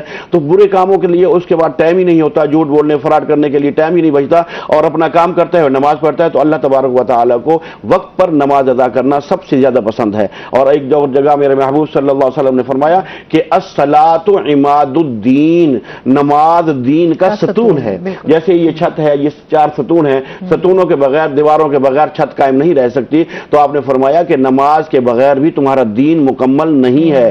اقامہا، جس نے اس کو قائم کیا، قوم الدین، اس نے جو ہے نا دین کو قائم کیا. وہ تارا کہا، اور جس نے اس کو چھوڑا وہ ہدام الدین، سمجھو اس کے دین نے چھوڑ دیا. تو نماز ایک دین کا ستون ہے. دین کے ستون کے بغیر کوئی چھت قائم نہیں رہ سکتی. تو جب نماز نہیں ہوگی تو ہمارا دین مکمل نہیں ہوگا. اور آپ صلی اللہ علیہ وسلم نے تو ایک اور جگہ فرمایا کہ الفرق بین المسلم فی الصلاۃ، نماز جو ہے وہ کافر اور مومن کے درمیان فرق ظاہر کرتی ہے. ایک کسی نے سوال کیا کہ یا رسول اللہ ہمیں کیسے پتہ چلے گا، 2 آدمی بیٹھے ہوئے ہیں اور ہمیں کیسے پتہ چلے گا کہ یہ مسلمان ہے کافر ہے، ان کے ماتھے میں تو نہیں لکھا ہوا. تو آپ صلی اللہ علیہ وسلم نے فرمایا کہ اگر آپ ان سے پوچھ لیں تو ٹھیک ہے، اگر نہیں پوچھ سکتے تو انتظار کریں، اذان کا وقت ہو جائے. اگر وہ نماز کے لیے چل پڑے تو سمجھ لو کہ وہ مسلمان ہے، اور اگر وہ نماز کے لیے نہیں جاتا تو اس سمجھ لو کہ وہ کافر ہے. اور آپ صلی اللہ علیہ وسلم نے ایک اور جگہ فرمایا کہ جو نماز قائم نہیں کرتا وہ ہم میں سے نہیں. ہم کون ہیں؟ مسلمان ہیں. اور اگر ہم میں سے نہیں ہوگا تو کون ہوگا؟ تو فرمایا کہ جس نے نماز ترک کی اس نے کفر کر دیا. اس کو چھوڑنا، جان بوجھ کر نماز کو چھوڑنا کفر ہے اور اس کی بہت بڑی سزا ہے قیامت کے دن. آپ صلی اللہ علیہ وسلم بیٹھے ہیں مسجد نبی میں، صحابہ کرام بھی بیٹھے ہیں، اتنے میں ایک زوردار دھماکے کی آواز آئی. جیسے آج کل خدا نخواستہ کہیں دھماکہ ہو جائے تو آواز آتی ہے، زوردار دھماکے کی آواز آئی. تو صحابہ ڈر گئے اور پوچھا یا رسول اللہ یہ کس چیز کی آواز ہے؟ تو آپ صلی اللہ علیہ وسلم نے فرمایا کہ مجھے ابھی ابھی جبریل آئے ہیں اور انہوں نے آ کر کہا रहा है कि 70,000 साल पहले एक बहुत बड़ा पत्थर जो पहाड़ जितना था उसको जहन्नम में फेंका गया था, तो आज वो जहन्नम की तह में जाकर गिरा है, ये उसकी आवाज है। यानी कि 70,000 साल उसको जहन्नम में जाते हुए लगे उस पत्थर को। तो आप अंदाजा करें कि जहन्नम कितनी बड़ी है। और अल्लाह तबारक व तआला ने दोनों से वादा किया हुआ है, जन्नत को से भी, जहन्नम से भी। जहन्नम की भरा जाएगा तो हमें जहन्नम से बचने के लिए सबसे बेहतरीन जो अमल है वो नमाज है। हमें नमाज नहीं छोड़नी चाहिए। बिल्कुल जी, इस पे मजीद भी इनसे जानेंगे। साथ ही हम नात रसूल मकबूल सल्लल्लाहु अलैहि वसल्लम सुनेंगे। जी बिस्मिल्लाह।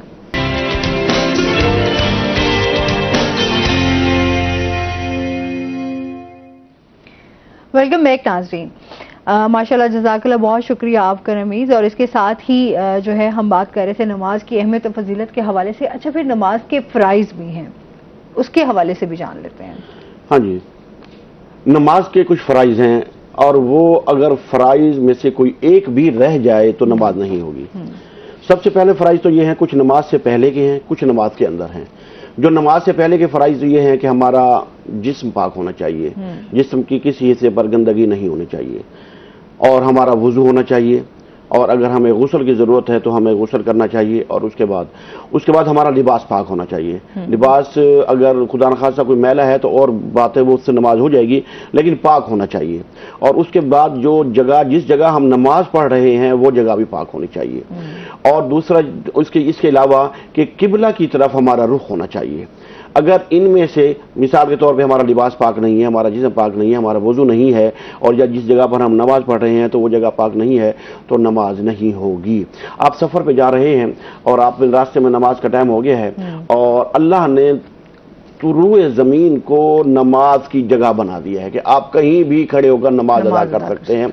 और आपको नहीं पता ये जमीन नापाक है पाक है, जो जगह खुश्क है और वहां आपको गंदगी नजर नहीं आ रही वो आपके लिए पाक है, वो वहां पर नमाज पढ़ सकते हैं। इसके अलावा कोई झाड़ फूंक पड़ी हुई है, कोई चीज पड़ी हुई है, कोई जानवर की लीज वगैरह पड़ी हुई है, अगर आप उसको झाड़ू से हटा दें और वो हट जाए तो वो जगह भी आपके लिए पाक हो जाएगी और आप उस पर नमाज अदा कर सकते हैं। इस तरह लोग जब सफर में जाते हैं तो रास्ते में अगर अब आजकल तो माशाअल्लाह जो पेट्रोल पंप वगैरह होते हैं रास्ते में आते हैं, वहां तो मसाजिद ही बना दी गई हैं, हर पेट्रोल पंप में मस्जिद है और वहां पर लोग नमाज पढ़ते। पहले ऐसा नहीं होता था, तो लोग जो है ना रास्ते में ही जो है ना मुसल्ला बिछा लेते थे और जमीन पर ही अल्लाह ताला ने हुक्म दिया कि मैंने तुम्हारे लिए सारी जमीन को पाक कर दिया है और तुम नमाज अदा कर सकते हो। इसी तरह घर के कोई कोना है जहां पर कोई गंदगी हो जाती है, अगर वो खुश्क हो गई है और तो अब आपने झाड़ू दे दिया है तो वो पाक हो गई, आप उस पर भी नमाज पढ़ सकते हैं कच्ची जगह पर, कच्ची जमीन पर। और अगर फर्श वगैरह है, कोई गंदगी हो गई है, बच्चे वगैरह ने कोई जो है ना पाक कर दिया छोटे बच्चे ने, तो आपने उसको धोना होगा फिर पाक होगी पक्की जगह। अगर कच्ची जगह है और वो खुश्क हो गई है, खत्म हो गई, तो आपके लिए वो पाक है, आपको पता ठीक है वो पाक है, आप वहां पर नमाज अदा कर सकते हैं। और फिर कुछ नमाज के अंदर फराइज हैं, मसलन सबसे पहला है क़याम करना, कि आपने खड़े होना है, और अगर आप बीमार हैं या कोई उज़र है तो फिर आप बैठकर नमाज अदा कर सकते हैं और चेयर का भी इस्तेमाल कर सकते हैं, ज़मीन पर भी बैठकर इस नमाज पढ़ सकते हैं। लेकिन क़याम फ़र्ज़ है और अगर बिला वजह आप खड़े नहीं होंगे, क़याम नहीं करेंगे तो आपकी नमाज नहीं होगी। इसी तरह रुकू करना भी फ़र्ज़ है और इसी तरह दो सजदे करने भी फ़र्ज़ हैं। अगर ये चीज़ और नमाज के अंदर क़िरात करना, कुरान पढ़ना, सूरत फातिहा और उसके सूरत मिलाना, ये भी फ़र्ज़ है। अगर इनमें से कोई एक चीज़ छोड़ दें तो आपकी नमाज ही नहीं होगी। रुकू करना भूल गए, जल्दी से आपने सजदा कर लिया, या सजदा एक सजदा कर लिया है दूसरा सजदा नहीं किया, तब भी आपकी नमाज नहीं होगी। हाँ, अगर आपने 2 की बजाय 3 सजदे कर लिए, फिर आपको ख्याल आया कि मैंने 3 सजदे कर लिए हैं, तो फिर आपको सजदा साफ करना पड़ेगा, आपकी नमाज हो जाएगी, दोबारा नमाज पढ़ने की जरूरत नहीं है। लेकिन अगर एक सजदा किया है दूसरा नहीं किया तो आपको नमाज को लौटाना पड़ेगा, आपकी नमाज नहीं होगी। फर्ज जो है वो नमाज के अगर छूट जाए, जो मैंने ये बताए हैं, तो आपकी नमाज नहीं होगी, उसको दोबारा लौटाना पड़ेगा। इसके अलावा नमाज में कुछ वाजिबात होते हैं और अगर वो वाजिबात हम जानबूझकर छोड़ दें तो फिर नमाज नहीं होगी, और अगर हम भूले से छोड़ दें तो फिर हमारी नमाज हो जाएगी। मिसाल के तौर पर हमने नमाज 4 रकात नमाज की नियत की है और हमने 2 रकातों के बाद अत्तहियात के लिए बैठना था, लेकिन हम भूले से खड़े हो गए और फिर अब हम क्या करें, दोबारा नमाज पढ़े नहीं, आप भूले से खड़े हो गए, तो आप आखिरी रकात के बाद जब बैठेंगे तो آپ سلام سے پہلے سجدہ صاحب کر لیں گے، ایک طرف سلام پھیر کے 2 سجدے کر لیں گے اور آپ کی نماز مکمل ہو جائے گی۔ یعنی کہ واجب اگر بھولے سے چھوٹ جائے تو آپ سجدہ صاحب کریں گے، آپ کی نماز ہو جائے گی، اور اگر جان بوجھ کر جلد بازی میں چھوڑ دیا ہے تو پھر آپ کی نماز نہیں ہوگی۔ اور دوسرا یہ ہے کہ جب 2 رکعتوں کے بعد آپ بیٹھتے ہیں، آپ نے نہیں بیٹھنا، آپ کھڑے ہو گئے ہیں، جب آپ کا یہ گھٹنا ہے یہ والی جگہ اگر آپ کی یہ کھل گئی ہے تو آپ کو یاد بھی آ گیا ہے تب بھی آپ نے نہیں بیٹھنا، آپ نے کھڑے ہو جانا ہے، سجدہ صاف کرنا ہے۔ اور اگر یہ جوڑ جو ہے یہ جیسے اٹھتے ہیں، ابھی جو نہیں کھلا اور آپ کو یاد آ گیا ہے تو آپ بیٹھ جائیں، پھر آپ کو سجدہ صاف کرنے کی ضرورت نہیں ہے۔ اگر یہ جوڑ کھل گیا ہے تو پھر آپ بیٹھ بھی نہیں سکتے، آپ کھڑے ہوں گے اور سجدہ صاف کریں گے۔ اور دوسرا یہ کہ اور 2 واجبات ایک جو ہے وہ بہت اہم ہے۔ ایک واجب ہے رکوع کے بعد کھڑے ہونا، اس کو قوما کہتے ہیں۔ ہم بعض وقت کیا کہتے ہیں، رکوع کرتے ہیں، رکوع کے بعد سیدھے کھڑے نہیں ہوتے اور فوراً سجدے میں چلے جاتے ہیں، تو آپ کی نماز نہیں ہوگی اگر جان بوجھ کر ایسا کریں گے۔ اور اگر بھولے سے، تو میرے خیال میں یہ چیز بھولے سے نہیں ہوتی، ہم جان بوجھ کے جلد بازی میں کر رہے ہوتے ہیں۔ اس کو قوما کہتے ہیں، رکوع کے بعد سیدھا کھڑے ہونا، اتنی دیر کھڑے ہونا جتنی دیر ہم کہتے ہیں سبحان اللہ۔ بے شک 1 سیکنڈ لگتا ہے، 1 سیکنڈ کے لیے آپ نے اپنی کمر کو سیدھا کرنا ہے، پھر رکوع میں جانا ہے۔ اور اگر آپ نے اپنی کمر سیدھے کیے بغیر رکوع میں چلے گئے تو آپ کی نماز نہیں ہوگی، واجب چھوٹ جائے گا، آپ کی نماز نہیں ہوگی۔ اور یہ جان بوجھ کر ہو رہا ہے، اس کے لیے سجدہ صاحب بھی نہیں ہوگا۔ اگر بھولے سے ہو گیا ہے تو پھر سجدہ صاحب ہوگا۔ دوسرا، 2 سجدوں کے درمیان بیٹھنا جلسہ کہلاتا ہے۔ آپ صلی اللہ علیہ وسلم نے تو بلکہ رکوع کے بعد کھڑے ہونے کے لیے بھی دعا بتائی، ہم نے ربنا لک الحمد پڑھتے ہیں نا، اس کے بعد آپ صلی اللہ علیہ وسلم نے ایک اور دعا، ایک صحابی آپ صلی اللہ علیہ وسلم بیٹھے تھے، ایک صحابی نماز پڑھ رہا تھا، جب اس نے نماز ختم کی تو آپ نے اس نے پوچھا کہ اے میرے صحابی، آپ مجھے یہ بتاؤ کہ آپ نے رکوع کے بعد آج کون سی تسبیح پڑھی ہے؟ تو اس نے کہا میں نے پڑھا ہے حمدن کثیرا طیبا مبارکا فی۔ تو آپ نے فرمایا کہ میں نے دیکھا کہ اللہ تبارک و تعالیٰ کے فرشتے زمین پر اترے اور آپ کی اس تسبیح کو سونے کی تشریح میں رکھ کر آسمانوں پر لے گئے۔ یعنی کہ اتنی اہمیت ہے، ہم تو چھوٹی سی دعا پڑھ کے ختم کر دیتے ہیں۔ اور اسی طرح 2 سجدوں کے درمیان بھی آپ صلی اللہ علیہ وسلم نے دعا سکھائی اور آپ پڑھتے تھے اللہم اغفر لی وارحمنی واہدنی وعافنی وارزقنی، آپ یہ دعا پڑھا کرتے تھے۔ لیکن آپ نے فرمایا کہ اگر تم یہ دعا نہیں پڑھ سکتے، نہیں یاد رہتی، تو کم از کم 2 سجدوں کے درمیان اللہم اغفر لی پڑھ لیا کرو، 1 مرتبہ 2 مرتبہ 3 مرتبہ۔ اس سے کیا ہوگا؟ اس سے یہ ہوگا کہ آپ کا جو یہ واجب ہے بیٹھنا 2 سجدوں کے درمیان سیدھا بیٹھنا، یہ پورا ہو جائے گا۔ بعض دفعہ ہم ایسا کرتے ہیں کہ 2 سجدہ کرتے ہیں، ابھی سجدے سے پورا اٹھتے نہیں ہیں، دوسرے سجدے میں چلے جاتے ہیں، تو اس طرح نماز نہیں ہوگی۔ اس کا خاص طور پہ خیال کرنا پڑے گا آپ لوگوں کو، اس سے نماز نہیں ہوگی۔ لیکن اگر 2 سجدوں کے درمیان بیٹھنا جلسہ کہلاتا ہے، اور اگر اس جلسے کے درمیان آپ اللہم اغفر لی بھی پڑھ لیں گے، آپ کے لیے دعا بھی ہو جائے گی، اس کا ثواب بھی زیادہ ہو جائے گا، اور آپ کا وہ جو واجب ہے وہ بھی پورا ہو جائے گا، اور آپ کی نماز صحیح ہوگی۔ اس لیے اللہ تبارک و تعالیٰ فرمائے قد افلح المؤمنون الذین هم فی صلاتهم خاشعون، کہ وہی لوگ کامیاب ہیں جو اپنی نمازوں میں خشوع و خضوع کرتے ہیں، اپنی نمازوں کو بہترین طریقے سے ادا کرتے ہیں، رکوع پورا کرتے ہیں، رکوع کے بعد سیدھا کھڑے ہوتے ہیں، سجدہ کرتے ہیں، 2 سجدوں کے درمیان بیٹھتے ہیں، اتحیات پوری پڑھتے ہیں، نماز پوری پڑھتے ہیں۔ اور ایک اور واجب ہے سورۃ فاتحہ کے پڑھنا، یہ بھی واجب ہے۔ اگر آپ سورۃ فاتحہ پڑھنا بھول گئے اور آپ نے جلدی سے قل ہو اللہ پڑھ لی ہے اور رکوع میں چلے گئے، بعد میں آپ کو یاد آیا کہ میں تو فاتحہ تو پڑھی نہیں، تو آپ سجدہ صاحب کر جان بوجھ کر کریں گے تو نماز ہی نہیں ہوگی، دوبارہ پڑھنی پڑے گی۔ اور اسی طرح سورۃ فاتحہ آپ نے پڑھ لی ہے، سورۃ فاتحہ کے پڑھنے کے بعد کوئی سورت آپ نے ملانی ہوتی ہے، قل ہو اللہ ملا لیں، انا اعطیناک، کوئی سی بھی آیت ملا لیں۔ آپ جلدی میں آپ کو یاد نہیں رہا، آپ نے فاتحہ پڑھی اور خیال کہیں اور تھا، بھولے میں آپ نے رکوع میں چلے گئے اور آپ نے سورت نہیں ملائی تو واجب چھوٹ گیا، تو اس کے لیے آپ کو سجدہ صاف کرنا پڑے گا۔ سجدہ صاف کریں گے آپ کی نماز نہیں ہوگی۔ تو فرض چھوٹ جائے تو نماز ہی نہیں ہوگی، اور اگر واجب جان بوجھ کر چھوٹ جائے تو پھر بھی نماز نہیں ہوگی، اور اگر واجب بھولے سے چھوٹ جائے تو سجدہ صاف کرنے سے آپ کی نماز مکمل ہو جائے گی۔ اور ایک میں ناظرین کے لیے جو دیکھ رہے ہوں گے ان کے لیے ایک بات کرنا چاہتا ہوں کہ جب وہ مسجدوں میں امام کے پیچھے نماز پڑھ رہے ہوتے ہیں اور نماز کے دوران کبھی کبھار ایسا ہوتا ہے کہ ابھی امام نے اللہ اکبر کہہ کر رکوع میں گیا ہے، رکوع سے ابھی امام اٹھا ہی نہیں اور وہ پہلے اٹھ جاتے ہیں، اور امام سجدے میں سے ابھی اٹھا نہیں پہلے اٹھ جاتے ہیں، تو وہ سن لیں کہ ان کی نماز نہیں ہوتی، اور آپ صلی اللہ علیہ وسلم نے اس پر سخت جو ہے نا ناراضگی کا اظہار کیا ہے جو امام سے پہلے رکوع اور سجود میں جاتے ہیں اور اٹھتے ہیں یا جاتے ہیں، تو اس کی آپ صلی اللہ علیہ وسلم فرمایا کہ ان کی نماز ہی نہیں ہوتی، وہ نماز دوبارہ پڑھیں۔ اور اسی طرح نبی اکرم صلی اللہ علیہ وسلم نے فرمایا کہ اگر نماز میں سورہ فاتحہ کے بعد سورت بھول گئے ہیں، جان بوجھ کر نہیں پڑی، ویسے بھول گئے ہیں، تو آپ نے سجدہ صاحب کر لینا ہے، آپ کی نماز میں ہو جائے گی۔ اور ایک اور بات رہی گئی نماز کی آخری، جب آخری اتحیات میں ہم بیٹھتے ہیں، اور آخری اتحیات میں ہم نے بیٹھنا تھا لیکن بھولے سے کھڑے ہو گئے، اب ہماری 4 رکعت یا 2 رکعت جتنی ہم نے نیت کی تھی وہ پوری ہو گئی، اب ہم نے آخری اتحیات میں بیٹھنا تھا لیکن کھڑے ہو گئے، اب کیا کرنا ہے؟ جب آخری اتحیات ہے تو پھر آپ نے بیٹھ جانا ہے۔ ٹھیک ہے، جب پہلی اتحیات آتی ہے نا 4 رکعت کے درمیان، اگر اس میں کھڑے ہو گئے تو پھر نہیں بیٹھنا، آپ نے سجدہ صاحب کرنا ہے۔ جب آپ کی نماز مکمل ہے اور اس کے بعد جو ہے نماز آپ کی مکمل ہوگی، آپ بھولے سے کھڑے ہو گئے ہیں تو آپ بیٹھ جائیں، بیٹھنے کے بعد پھر آپ کو سجدہ صاحب بھی کرنا پڑے گا۔ اچھا، ہاں، ٹھیک ہے، بیٹھنے کے بعد پھر آپ کو سجدہ صاحب بھی کرنا پڑے گا، پھر کیونکہ آپ بھولے سے کھڑے ہو گئے، واجب آپ کا چھوٹ گیا، آپ نے بیٹھنا تھا، آپ کھڑے ہو گئے، اور تو پھر آپ کو وہ بیٹھ جائیں آخری اتحیات میں، اور پھر اس کے بعد سجدہ صاحب کریں تو اس کے بعد آپ کی نماز مکمل ہو جائے گی۔ ٹھیک ہے جی، مزید بھی اس حوالے سے بات کریں گے ناظرین، اس کے ساتھ ہی نعت رسول میں۔ اچھا، کیونکہ ابھی ہم نے بریک پہ بھی جانا ہے تو چلیں کلام جو ہے وہ آپ سے ہم تھوڑی دیر تک سنتے ہیں۔ اس کے ساتھ ہی جو ہے آپ سے یہ بھی جان لیتے ہیں کتنے عرصے سے آپ جو ہے وہ نعت خوانی کر رہے ہیں؟ مجھے الحمدللہ 10 سے 15 سال ہونے والے ہیں۔ اچھا، ماشاء اللہ، الحمدللہ، ٹھیک ہو گیا۔ اس کے علاوہ کیا کرتے ہیں آپ؟ اس کے علاوہ میں کنسٹرکشن ورک سے ریلیٹڈ ہوں، ٹائل ماربل فکسنگ کا کام کرتا ہوں۔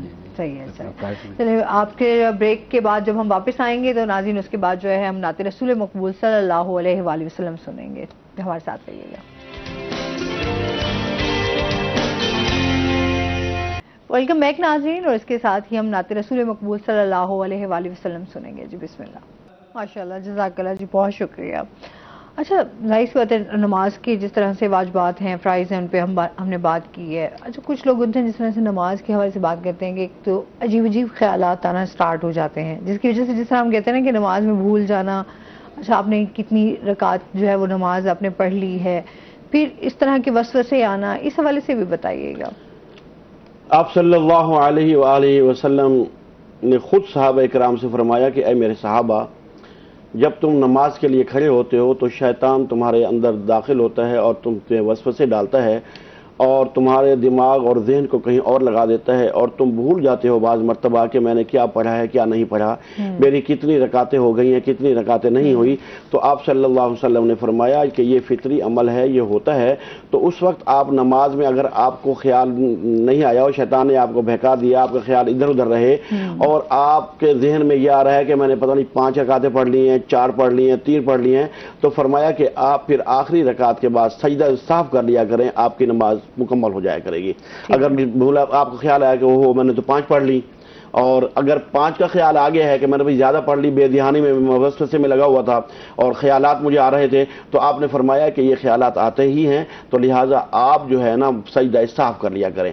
تو حضرت علی رضی اللہ تعالی عنہ بیٹھے تھے، تو آپ حضرت علی رضی اللہ تعالی عنہ نے فرمایا کہ اے اللہ کے رسول، میں جب نماز پڑھتا ہوں تو مجھے وسوسے اور خیالات نہیں آتے۔ آپ نے فرمایا علی ایسی بات ہے کہ؟ فرمایا اچھا خیالات بھی نہیں آتے؟ فرمایا نہیں آتے۔ تو آپ نے فرمایا کہ اے علی، ایسا ہے کہ آپ ایسا کریں کہ 2 رکعت نماز نفل میرے سامنے ادا کریں اور اس کے بعد مجھے بتانا کہ آپ کو کوئی خیال آیا نہیں، اور اگر آپ کو کوئی خیال نہ آیا تو میں آپ کو انعام دوں گا۔ تو حضرت علی رضی اللہ تعالیٰ نے نماز شروع کر دی، نماز ختم ہوئی تو آپ سے فرمایا کہ اے علی، حضرت علی مسکرا دیے، فرمایا کہ یا رسول اللہ، اور تو کوئی خیال نہیں آیا، آپ نے کہا تھا میں تمہیں انعام دوں گا، لیکن آپ کے پاس تو اس وقت کوئی چیز موجود ہی نہیں ہے انعام کی، میں یہ سوچتا رہا کہ مجھے انعام کیا ملے گا۔ تو یہ وسوسے آنا یہ ایک فطرتی عمل ہے، اور شیطان بھی اس میں بس یہ ہے کہ جھٹک دیا کریں اور اپنے اس میں محو ہو جایا کریں نماز میں، اور وہ نماز میں پھر جب وسوسے کم ہونے کی وجہ یہ ہے کہ جب نماز میں انسان محو ہو جاتا ہے، اور جب نماز انسان پڑھ رہا ہوتا ہے نا، جو نماز میں وہ پڑھ رہا ہوتا ہے اگر اس کو اس کا ترجمہ آتا ہے نا، پھر وسوسے بہت کم ہو جائیں گے۔ صحیح۔ اگر ہم نے سورہ فاتحہ رٹی ہوئی ہے، صورتیں رٹی ہوئی ہیں، ہمیں اس کا ترجمہ آتا ہی نہیں، ہمیں پتہ ہی نہیں کہ ہم کیا کہہ رہے ہیں، تو پھر وسوسے آنا فطری بات ہے، پھر وسوسے بھی آئیں گے، اور لیکن یہ ہے کہ اس کو جھٹک دیا کریں، دور کر دیا کریں، ایسا ایسا یہ کم ہوتے جائیں گے۔ آپ صلی اللہ علیہ وسلم نے فرمایا کہ جب انسان پھر رجوع اور خشوع کے ساتھ نماز ادا کرے گا تو یہ وسوسے ایسا ایسا کم ہوتے جایا کریں گے۔ تو آپ اس پر دھیان نہ دیں، آتے ہیں تو آنے دیں، کوئی مسئلہ نہیں، آپ اس کو جھٹک دیا کریں۔ تو پھر آپ صلی اللہ علیہ وسلم نے علماء یہ فرماتے ہیں کہ کیونکہ وہ عربی تھے، ان کی عربی میں قرآن نازل ہوا, سورۃ فاتحہ نازل ہوئی, ہر چیز نازل ہوئی, تو وہ جو پڑھتے تھے انہیں پتا تھا کہ ہم کیا پڑھ رہے ہیں. لیکن ہم جو پڑھتے ہیں ہمیں نہیں پتا کہ ہم کیا پڑھ رہے ہیں, ہمیں تو پتہ ہی نہیں. تو آپ فرمایا کہ اے میرے صحابہ, آپ کو پتا ہے کہ جب تم نماز میں الحمدللہ رب العالمین کہتے ہو تو اللہ تعالیٰ فرشتوں سے مخاطب ہو کر کہتا ہے کہ حمدنی عبدی, وہ دیکھو میرا بندہ میری تعریف کر رہا ہے, میری حمد بیان کر رہا ہے. جب تم کہتے ہو کہ الرحمن الرحیم مالک یوم الدین, تو اللہ تعالیٰ پھر فرشتوں سے کہتا ہے کہ مجدنی عبدی, وہ دیکھو فرشتوں میرا بندہ میری بزرگی بیان کر رہا ہے. اور جب انسان کہتا ہے نمازی کہ ایاک نعبد و ایاک نستعین, تو اللہ فرشتوں سے فرماتا ہے کہ ھذا بینی و بین عبدی, یہ میرے اور میرے بندے کے درمیان ہے. اور جب نمازی کہتا ہے کہ اہدنا الصراط المستقیم, تو اللہ تعالیٰ فرشتوں سے مخاطب کر کے فرماتا ہے کہ اے فرشتے گواہ ہو جاؤ, لکا ما سألت, جو اس نے مانگا میں نے عطا کر دیا. اگر ہم اس طریقے سے نماز ادا کریں کہ ہم جو پڑھ رہے ہیں رب تعالیٰ ہمیں اس کا جواب بھی دے رہا ہے, اور ہم رب سے مانگ کیا رہے ہیں کہ اہدنا الصراط المستقیم, اے اللہ ہمیں سیدھے راستے پر چلا. اور پھر سیدھا راستہ کون سا؟ فرمایا کہ صراط الذین انعمت علیہم, اے اللہ ان لوگوں کے راستے پر چلا جن پر تیرا انعام ہوا. اور انعام کن پہ ہوا؟ قرآن کہتا ہے اولئک الذین انعم اللہ علیہم من النبیین والصدیقین والشہداء والصالحین, اللہ تعالیٰ کا انعام انبیاء پر, صلحاء پر, شہداء پر اور اللہ کے نیک لوگوں پر اللہ کا انعام ہوا ہے. تو ہم یہی دعا کرتے ہیں کہ اللہ ہمیں ان کے راستے پہ چلا. پھر آخری الفاظ میں ہم کیا کہتے ہیں؟ غیر المغضوب علیہم ولا الضالین, اے اللہ ان لوگوں کے راستے پر نہ چلانا جن پر تیرا غضب ہوا. غضب کس پر ہوا؟ حامان پر, نمرود پر, لوط علیہ السلام کی قوم پر, ہود علیہ السلام کی قوم پر, ان پر اللہ تعالیٰ نے غضب نازل کیے اور اس لیے ہمیں پناہ مانگتے ہیں. تو یہ سورۃ فاتحہ ایک دعا ہے, اور آپ صلی اللہ علیہ وسلم نے بلکہ یہاں تک فرما دیا کہ لوگوں سورۃ فاتحہ پورے قرآن کا خلاصہ ہے. اور آپ نے فرمایا لا فاتحہ الا الصلاۃ, کہ فاتحہ کے بغیر نماز ہی نہیں ہے. جو فاتحہ نماز میں نہیں پڑھتا, آپ نے فرمایا کہ اس کی نماز ہی مکمل نہیں ہوتی. تو فاتحہ کو, اس دعا کو اللہ تبارک و تعالیٰ نے حکم دیا, آپ صلی اللہ علیہ وسلم نے عامی حکم دیا کہ اس کو نماز کا حصہ بناؤ اور ہر رکعت میں سورۃ فاتحہ پڑھو. اور اس کے ساتھ پھر آپ کا جو آگے جو سورت ملانی ہے وہ آپ کا جو جی چاہے سورۃ اخلاص ملا لیں, سورۃ کوثر ملا لیں, قرآن کی کوئی آیت ملا لیں. یعنی کہ قرآن کی کوئی ایک اتنی آیت جتنی سورت میں انا اعطیناک الکوثر ہے, اگر قرآن کی ایک بڑی آیت اتنی بھی ہو جائے وہ بھی آپ کے لیے نماز کے لیے کافی ہو جائے گی, تو وہ آپ کو ملانی پڑے گی. تو سورۃ فاتحہ جو ہے یہ نماز کا لازمی جز ہے. تو ہمیں چاہیے کہ ہم بچے کو نماز باترجمہ سکھائیں تاکہ ان کو پتہ ہو کہ ہم نماز میں کیا کہہ رہے ہیں. سبحان ربی الاعلیٰ جب ہم کہتے ہیں ربنا لک الحمد, ہمیں پتہ ہونا چاہیے کہ ہم رب سے کیا رہے ہیں. جب ہمارا دھیان ادھر ہوگا تو پھر وسوسے کم آئیں گے, اور جب ہم نے رٹا بازی کی ہوئی ہوگی ہمارا دھیان ادھر بھی جائے گا ادھر بھی جائے گا, اور ہم پڑھتے جا رہے ہیں, نماز تو ہماری ہو جائے گی لیکن دھیان تو اس. اچھا, بہت سارے لوگ جو ہیں بہت جلد بازی کرتے ہیں نا نماز پڑھنے میں. اچھا, پھر وہ یہ ہوتا ہے کہ اچھا کچھ لوگوں کی جس طرح اگر کسی کام پہ جا رہے ہیں تو فوراً ہوتا ہے کہ بس فٹافٹ جو جلدی سے فرض نماز پڑھی اور اس کے بعد جو ہے وہ انہوں نے. اچھا, اس حوالے سے بھی لازمی بتائیے گا کہ صرف فرض نماز پڑھ لینا ہی کافی ہے یا پھر آپ جو ہے باقی اس کے ساتھ بھی ادائیگی جو ہے بات یہ ہے, میں آپ کو بتاتا ہوں. بالکل آپ نے بہت اچھا سوال کیا ہے. اصل میں ہم پر اللہ تبارک و تعالی نے 17 رکعتیں فرض کی ہیں, 2 فجر, 4 ظہر, 4 عصر, 3 مغرب اور 4 عشاء. یہ 17 رکعتیں بنتی ہیں. یہ تو ہم پر فرض ہیں, یہ ہم نے پڑھنی ہی پڑھنی ہے. اگر یہ نہیں پڑھیں گے تو ہم گناہگار ہیں. ٹھیک ہے. اس کے علاوہ جتنی سنتیں ہیں ہمارے لیے سنتیں ہیں, آپ صلی اللہ علیہ وسلم جو نفل ادا کیے نا ہمارے لیے سنت بن گئی, اس لیے کہ آپ صلی اللہ علیہ وسلم نے پڑھی تو ہمارے لیے سنت ہو گئے. آپ نے فرض نماز کے علاوہ جتنی بھی نماز پڑھی ہے وہ نفل پڑھی ہے. اور آپ عشاء کے بعد نماز کے لیے کھڑے ہوتے تھے, اتنی لمبی لمبی آپ کی قرات ہوتی تھی اور لمبے لمبے قیام اور رکوع اور سجود ہوتے تھے. حضرت عائشہ رضی اللہ تعالی عنہا فرماتی ہیں کہ اتنے لمبے سجود ہوتے تھے, میں بعض دفعہ آپ کے انگوٹھے کو ہلاتی تھی کہ خدا نہ خواستہ کہیں کچھ ہو تو نہیں گیا, پھر پتہ چلتا. تو وہ نفل ادا کرتے تھے آپ. تو نفل ادا کرنے کا ہمیں بھی حکم دیا گیا ہے, لیکن اس کو فرض کی طرح نہیں لے سکتے. اچھا, اس سے ڈیٹیل سے ناظرین جانیں گے. ابھی ہم نے جانا ہے بریک پہ, ہمارے ساتھ رہیے گا.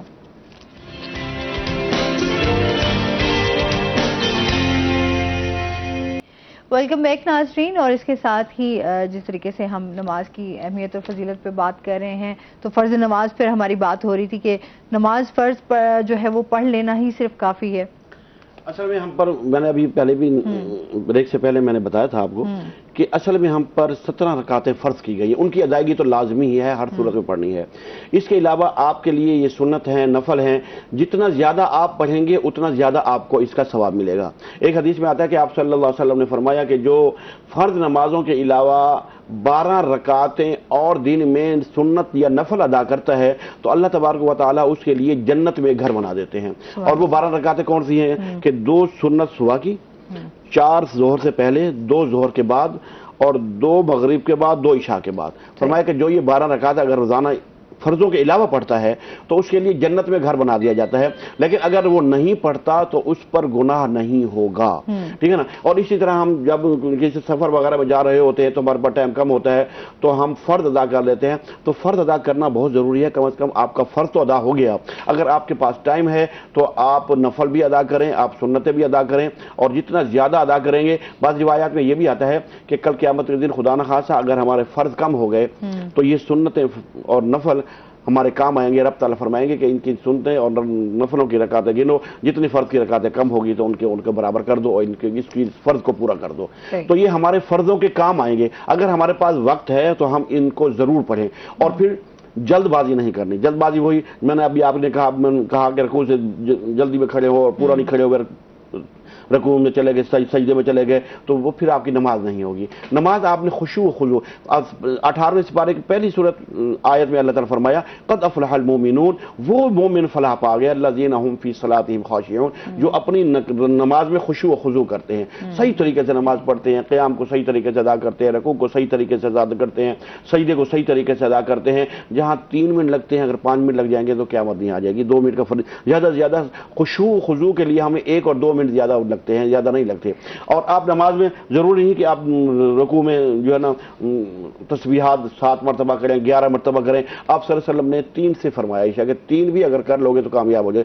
آپ نے پہلے 3 کہا تھا، اس کا مطلب ہے 3 آپ کے لیے کافی ہیں، لیکن آپ کو اس کے لیے بہت جلدی نہیں کرنی پڑے گی، تھوڑا سا آرام سے، یوں ہاں جیسے ہم جلدی میں سبحان ربی العظیم، اس طرح آرام سے درمیانی چار، سبحان ربی العظیم، سبحان ربی العظیم، سبحان ربی۔ کتنا ٹائم لگا ہے؟ کچھ ٹائم نہیں لگتا۔ تو اتنی ہی رفتار میں ٹھہراؤ کے ساتھ تھوڑا سا، یعنی کہ اس رفتار سے کہ اگلے کو بات سمجھ آ جائے۔ مثال کے طور پہ ہم کسی سے گفتگو کر رہے ہوتے ہیں تو اس طرح کے ہماری بات اس کو سمجھ آ جائے۔ بالکل۔ ایک کالر ہیں جی ہمارے ساتھ، السلام علیکم۔ وعلیکم السلام جی کون بات کر رہے ہیں؟ محمد سعد ظہیر خان سے۔ جی کیا کہنا چاہیں گے؟ مفتی صاحب سے سوال۔ جی جی پوچھیں۔ السلام علیکم۔ وعلیکم السلام ورحمۃ اللہ۔ مفتی صاحب میں نے پوچھنا تھا، اگر ہم مغرب کی نماز میں پہلی رکعت میں شامل ہوتے ہیں امام صاحب کے ساتھ تو پھر تو ہم امام صاحب کے ساتھ نماز پوری کریں گے، ٹھیک ہے۔ اگر ہم دوسری میں شامل ہوتے ہیں، تیسری میں شامل ہوتے ہیں، اور اگر آخری اتحیات میں شامل ہوتے ہیں، مطلب 3 رکعت ہمیں نہیں ملتی، تو پھر ہم اس اپنی نماز کیسے مکمل کریں گے؟ بالکل، بہت اچھا سوال کیا، یہ میرے ذہن میں تھا لیکن شاید ہمارے پاس ٹائم بھی بہت کم تھا، شاید نہ آتا۔ آپ نے اچھا کیا سوال کر دیا۔ سوال یہ ہے کہ اگر آپ کی پہلی رکعت چھوٹ گئی ہے، ٹھیک ہے نا جی، آپ پہلی رکعت میں شامل نہیں ہوئے، دوسری رکعت میں شامل ہوئے ہیں، تو آپ نے جب امام سلام پھیر دے گا تو آپ نے نماز کے لیے کھڑے ہو جانا ہے اور سبحانک اللہم پڑھنا ہے، سورہ فاتحہ پڑھنی ہے اور اس کا سورت ملانی ہے۔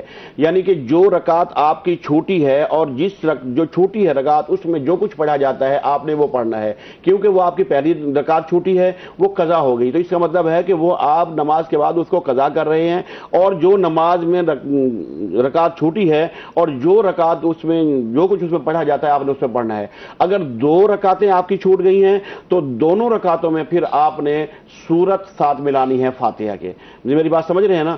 اور اسی طرح یعنی کہ جو رکعت آپ کی چھوٹی ہے اور اس رکعت میں جو پڑھا جاتا ہے، پہلی رکعت چھوٹی ہے اس میں فاتحہ پڑھی جاتی ہے، اور دوسری 2 رکعتیں چھوٹ گئی ہیں تو اس میں بھی فاتحہ کا سورت پڑھی جاتی ہے، آپ نے وہ پڑھنی ہے۔